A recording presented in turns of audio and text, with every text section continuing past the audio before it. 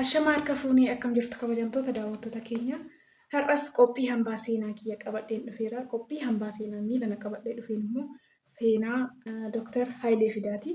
Dr. Hayilee Fidaa egaa dhaloota kanaaf maal buusee yoo jenne dhaloota qubee kanaaf nama seenaa guddaa hojjetedha.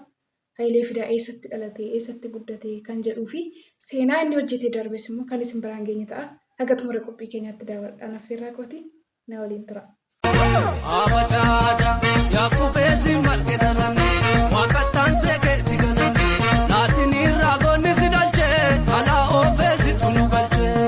Dr. Hayilee Fidaa Kumsaa bara 1939 Wallagga Bahaa lafa Arjoo jedhamtutti dhalate.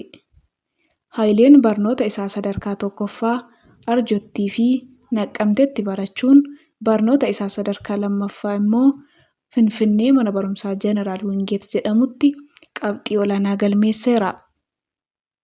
Hayileen osoo yuunivarsiitii hin seeniin waggaa tokkoof mana barumsaa Dadar jedhamtutti barsiisaa tureera.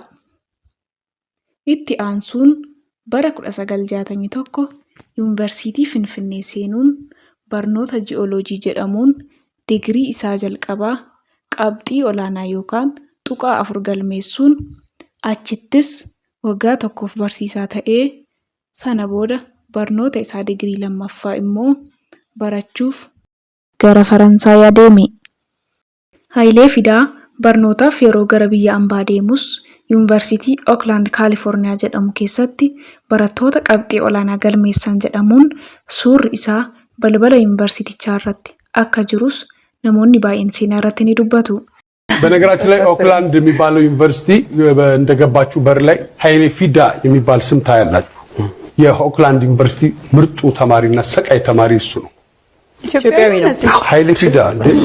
ሀይሌ ፊዳ በጣም ትልቅ ሰው ነበር። ኢትዮጵያዊ ስሞች በሌሎች ሀገሮች ገነው በመንገድ በተለያየ እናያለን። በጣም እና ኦክላንድ ቲያትር ለማሳየት ሄደን ነበር ፍሬሽማን እና እዛ ነው የነገረኝ ሰውየው በስጋባ ፍልፊት ትልቅ ነጥብ ያመጣው ነው ምናምን ብሎ ነግሮኛል። Hayileen osoo barnoota isaa barachaa jiru tokkummaa barattoota Itoophiyaa Yuroop keessatti argamanii taasisuu irraan kan ka'e mootummaan Hayilee Sillaasee waan balaaleffateef paaspoortii isaa jala haqamuun isaa ni yaadatama. Dr. Hayilee Fidaa muuziqaa fi fakkiileef jaalalaa fi kennaa addaa akka qabus ni dubbatama. Hayileen barnoota isaa cinaattis gamtaa barattoota Itiyoo-Yuroop hundeessuun gaggeessaa tureera.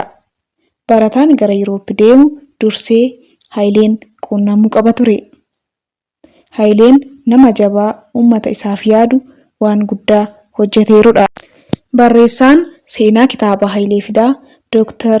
Amaaree jedhamu kitaaba isaa keessatti akkas jechuun barreesseera. Hayileen ilma dhugaa Itoophiyaanotaati jechuun barreesse. Hayilee Fidaa yeroo Firaansi turetti miseensa koomunistii biyya sanaa tureera. Boodarra waamichi Koloneel Mangistuu Hayilemaaramiin taasifameetiin gara biyyaatti galee mana kitaabaa haa dursitu yookaan Itoophiyaan haa dursitu jedhu banuun kitaabilee alarraa galchuun gurguruu eegalee ture. Sana booda Koloneel Mangistuu Hayilemaaramiin mudde 1975 biiroo ijaarsa uummataa yookaan poomaa akka hoogganuuf muudamni kennameef ture. Dhumarratti garuu nama osoo cubbuu balaaleffatuu cubbuudhaan ajjeefamedha. Hayileen nama mul'ata guddaa qabu turedha. Dhaloota har'a qubee barreessuu fi qubee baratuuf nama aarsaa kaffale wareegamedha. Yoomiyyuu seenaan si yaadata. Egaa daawwattoota keenya qophiin torbee kanaaf qabadhee dhufe kana fakkaata. Torbee qophii biraan haga walitti deebinutti nagaan tura. Torbee gaarii isiniif haa ta'u. Waan waliin turtaniif galatoomaa. Dhumarratti immoo yuutuubii koo sabiskiraayib gochuun akkasuma laayik sheer gochuun akka nu waliin taatan kabajaan isin gaafadha. Nagaan tura.